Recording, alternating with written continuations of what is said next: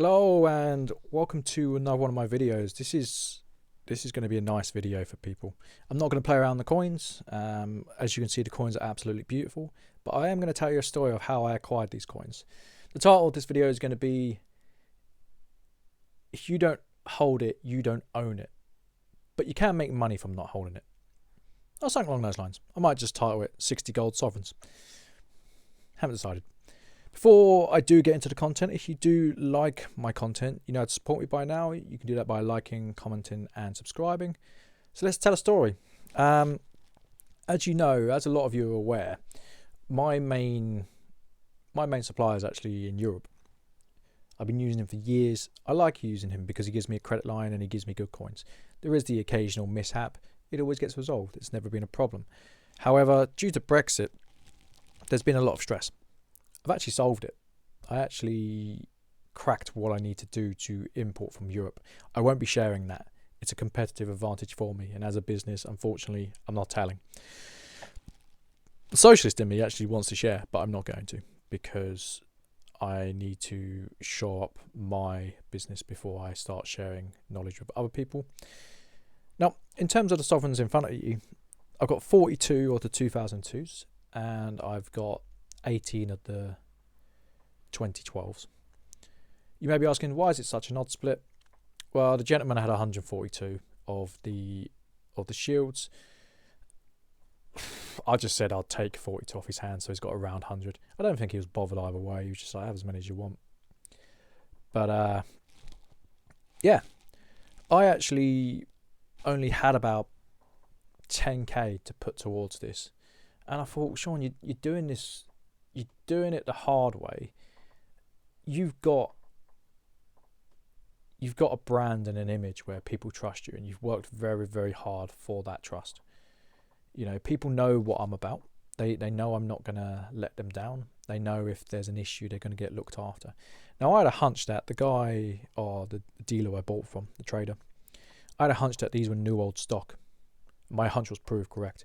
I actually undersold these in terms of value. These are probably worth an extra £20 over what I charged a coin. I'm not complaining. I'm certainly not complaining.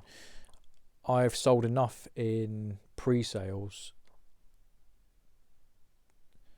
I've sold enough in pre-sales to have a free carry on some of them. Some of these are going in my reserve. So the 2002s are going in my reserve. The 2012s, I'm probably going to sell them. I might build a reserve up at a later date. There's a lot more 2012s on the market than the 2002s. So the 2002, I spoke to a few people and I explained the situation. I just said, I think they've just been slept on. I was like, I'm not thinking about now. There's money in it now to trade, sure. But I'm thinking about 3 or 4 years down the line. Think about 10 years down the line. I want to build a reserve in the 2002 coins. I think they're worthy of building a reserve around. And that's okay. You know, there's nothing wrong with taking a sovereign. You saw recently that I got rid of my young head reserve. And this is the reason why. I just wanted to swap out some young heads for some 2002s. Maybe it's rational. Maybe I made a mistake. But I just feel the 2002 is the value play at the moment. In terms of what I owe out, in most of them, to be honest, I wanted to keep slightly more. I've had a few more sales trickle in. I think the people who bought these are going to be very, very happy. There's one or two with slight handling marks. That's okay. They're bullion coins. But in terms of the quality, these are class. These are absolutely awesome coins. Now, going back to what I was saying about struggling with the European side of things, I went out and I panicked and I sweated and I was just like, I've got to make this work, because if I don't make this work, it's a problem. It's a real problem. So I phoned up as many people as I could, and then just in a chance conversation, the prices for these came up.